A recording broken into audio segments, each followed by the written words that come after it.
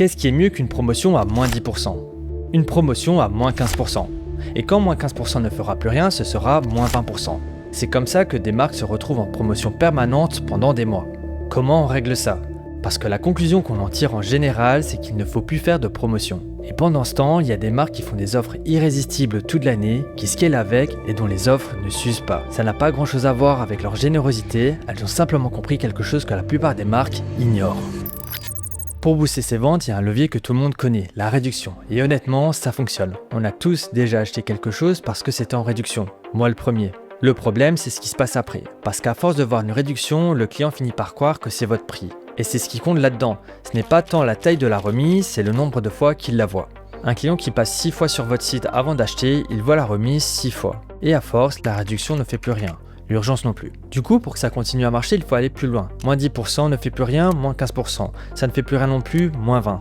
Et il y a un deuxième problème, quand vos ads disent moins 20%, vos emails disent moins 20%, votre site dit moins 20%, vous n'avez plus de message de marque, vous avez seulement un prix. Sauf que refuser l'escalade, la plupart du temps, ça veut dire ne rien faire du tout. Et là, on tombe dans un autre problème. Votre client arrive, il aime le produit, il hésite. Et il lui manque juste le petit coup de pouce. Donc il ferme l'onglet, il se dit qu'il reviendra plus tard, mais il a déjà oublié. Ne rien faire ne protège pas votre marque, ça laisse juste un vide à l'endroit exact où il devait se passer quelque chose. Donc voilà, on a deux options. Casser ses prix jusqu'à ne plus pouvoir s'arrêter, ou ne rien faire et laisser partir des gens qui étaient prêts à acheter. Les deux options sont mauvaises. Heureusement, il y en a une troisième dont je ne vous ai pas encore parlé. Et juste avant de continuer, si vous aimez les vidéos sur l'e-commerce ou le marketing en général, pensez à vous abonner, ça m'aide beaucoup pour la suite de la chaîne. La troisième option, c'est d'arrêter de faire des réductions et de commencer à construire de vraies offres. Parce qu'entre les deux, il y a une différence énorme. Une remise, vous la donnez, le client n'a rien à faire pour l'obtenir, il arrive, c'est affiché, il la prend. Une offre, elle s'échange. Le client obtient un avantage, mais vous récupérez quelque chose. Une remise se donne, une offre s'échange. Prenez le bundle, le client paye moins cher à l'unité, donc oui, c'est bien une baisse de prix. Sauf qu'il repart avec 3 produits au lieu d'un. Et votre coût d'acquisition, vous l'avez payé une seule fois, pour 3 produits. Vous avez cédé du prix unitaire, oui, mais vous avez récupéré un plus gros panier. Et une fois que vous voyez ça, vous réalisez qu'il existe beaucoup plus de leviers qu'un simple pourcentage. Le cadeau cédé à partir d'un certain montant, vous cédez l'objet et c'est le client lui-même qui va chercher le produit en plus pour atteindre le palier. Le Welcome Kit réservé à l'abonnement, vous offrez un kit une fois et vous récupérez quelqu'un qui revient tous les mois ou qui s'abonne à l'année. Vous avez transformé un achat en relation. Le deuxième article à prix réduit, vous cédez un avantage contre un article supplémentaire. Et l'accès anticipé, vous ne cédez même rien. Vous échangez de l'exclusivité contre de l'engagement. Dans tous les cas, il y a un avantage, mais à chaque fois, vous récupérez quelque chose de précis. Et c'est ça qui change tout. Prenez le moins 15% permanent sur votre site. Vous donnez quoi? De la marge. Et vous récupérez quoi? Rien. Et attention, je ne dis pas qu'une remise sèche est toujours une mauvaise idée. Si vous devez écouler du stock, ou si vous lancez une marque inconnue, ou que vous avez besoin d'un avantage compris en une seconde, la remise peut être exactement le bon outil. Le problème, c'est la remise par défaut, celle qu'on met parce qu'il fallait bien mettre quelque chose. Alors concrètement, quels sont les ingrédients d'une offre qui fonctionne? Vous avez une marque de soins de visage en ligne. Première question, qu'est-ce que vous voulez récupérer? Disons que votre objectif, c'est d'augmenter le panier moyen. Vous pourriez dire, à partir de 100 €, recevez notre routine découverte. Vous donnez quelque chose, mais vous récupérez un panier plus élevé. Première pièce, la contrepartie. Ensuite, à quelles conditions? Le fameux à partir de 100 €. Ça paraît anodin, mais c'est ce qui protège votre prix. Vous ne dites pas notre produit vaut moins cher, vous dites si vous faites ça, vous obtenez cet avantage. Et ça change complètement la perception de l'offre. Mais il y a une troisième question. Quand est-ce que vous la proposez? Vous pouvez afficher l'offre dès l'arrivée sur le site. Mais vous pouvez aussi attendre et la placer autre part dans le parcours d'achat. Quelqu'un qui ajoute un produit à son panier, mais hésite en regardant le récapitulatif et s'apprête à partir. Et là, il vous manque moins 20 € pour recevoir notre routine découverte. Même offre, même cadeau, mais pas du tout le même rôle. Dans le premier des cas, vous donnez l'avantage à tout le monde. Dans le deuxième, vous l'utilisez pour faire avancer quelqu'un qui était déjà proche de l'achat. Et enfin, pourquoi cette routine existe? Routine découverte, offerte pour le lancement de notre nouvelle gamme. Ou kit offert aux 500 premières commandes. Ça peut sembler être du détail, mais ça fait deux choses. Ça donne une raison au client d'y aller maintenant, et surtout, ça vous donne une raison de l'arrêter. Et si vous reprenez l'escalade du début, c'est exactement ce qui manquait. Il n'y avait aucune raison de l'arrêter. Donc, si vous devez construire une offre demain, posez-vous simplement ces 4 questions. Qu'est-ce que je récupère? À quelles conditions? À quel moment? Et pourquoi cette offre existe? Si vous avez les 4, vous n'avez pas simplement une remise, vous avez une vraie offre. Il reste une objection, parce que tout ça, ça coûte quand même de l'argent. C'est vrai, mais c'est pas le même argent. À gauche, 10% sur le panier à 80 €, ça coûte 8 €. À droite, un accessoire glissé dans le colis. Production et logistique comprises, il coûte 8 €. Même coût. Mais regardez ce que reçoit le client. À gauche, 8 €. À droite, un objet. Et si cet objet se vend 30 € ailleurs, la valeur perçue qu'il reçoit est bien supérieure aux 8 € que ça vous a coûté. Ce que ça coûte et la valeur perçue par le client, c'est pas du tout la même chose. Et il y a un truc qu'il faut pas oublier.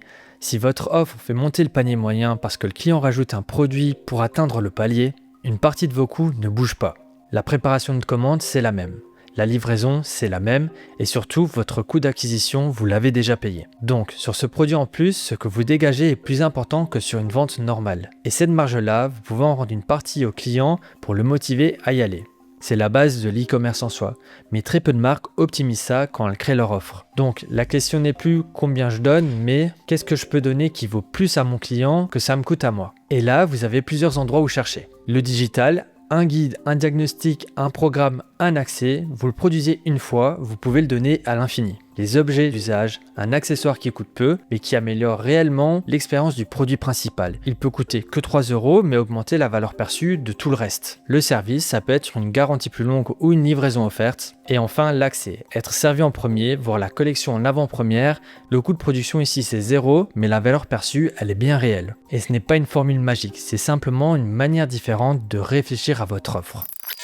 Pendant 50 ans, les marques ont demandé à leurs clients de découper des bouts de papier dans des magazines pour obtenir une réduction qu'elles auraient simplement pu afficher en rayon. Ça a l'air d'être complètement stupide, mais ça l'était pas du tout. Les bons de réduction, c'était des petits coupons imprimés dans les magazines et les prospectus. Il fallait les repérer, les découper et les garder quelque part. Et surtout, ne pas oublier de les sortir à la caisse au bon moment. Et les marques ont fait ça pendant des décennies sur des millions de produits. Alors, dans les années 80, des chercheurs se sont posé la question, pourquoi imposer tout ça aux clients quand on peut simplement baisser le prix en rayon ? Et la réponse est contre-intuitive. Le coupon fonctionnait justement parce qu'il était pénible. Découper, garder, penser à le sortir, tout ça crée un filtre. Les gens se donnaient du mal et c'était exactement ceux qui regardaient le prix de près. Donc ceux qui n'auraient pas acheté au tarif normal. Tous les autres payaient plein tarif sans jamais s'en apercevoir. Le frein, c'était pas un défaut du système, c'était le système. Et en e-commerce, on a passé des années à supprimer méthodiquement tout effort, toute friction entre le client et l'avantage. Le code est pré-rempli, la remise s'applique toute seule, la pop-up vous la donne avant même que vous ayez regardé un produit. On a supprimé le frein en pensant supprimer une perte de conversion. Sauf que le frein, c'était aussi le filtre. Alors comment remettre de l'effort sans simplement faire fuir les gens ? Prenez un quiz, le client répond à quelques questions, sa peau, sa routine, son objectif, ça lui prend 2 minutes. Et à la fin, il reçoit une recommandation personnalisée, avec un avantage. L'avantage n'est plus simplement donné, il est mérité. Et il y a un autre mécanisme derrière ça. Une fois que vous avez commencé quelque chose, vous avez beaucoup moins envie de l'abandonner. Vous avez répondu à 5 questions, vous avez commencé à construire une routine, vous avez déjà investi du temps. Et maintenant, partir, c'est abandonner cet investissement. Vous avez envie d'aller jusqu'au bout de ce que vous avez commencé et vous n'avez pas envie de perdre ce que vous avez déjà investi. Donc le quiz ne sert pas simplement à personnaliser l'offre, il transforme aussi l'offre en quelque chose auquel le client a participé. Et surtout, l'avantage ne ressemble pas à une vraie promo. Il n'est pas affiché partout, il n'est pas donné à tout le monde, il est au bout du parcours. Et accessoirement, vous récupérez des informations sur vos clients que vous n'auriez jamais eu autrement, mais ça, c'est un autre sujet. Il y a un tout dernier point et c'est celui qui compte le plus pour moi. Votre concurrent peut copier votre pourcentage, ça lui prend environ 5 minutes. Par contre, il ne peut pas copier un kit dont les composants viennent de vos fournisseurs, il ne peut pas copier un diagnostic construit sur votre expertise produit et il ne peut pas copier une offre d'accès qui repose sur votre façon de produire. Parce qu'une bonne offre, elle est construite avec ce que vous avez, vous. Vos produits, vos coûts, vos clients. Et c'est exactement ça qui la rend difficile à attaquer. C'est pour ça que pour moi, l'offre, c'est un sujet de stratégie, pas un levier qu'on active uniquement quand les ventes ralentissent. Je ne vais pas vous donner 3 offres à copier-coller parce que vous l'avez compris, il y a beaucoup plus de subtilité que ça. Mais si vous avez votre propre marque e-commerce et que vous souhaitez construire la bonne offre pour votre marque, j'ai mis un lien dans la description pour réserver un appel. Et si vous avez aimé cette vidéo, pensez à vous abonner. À très vite.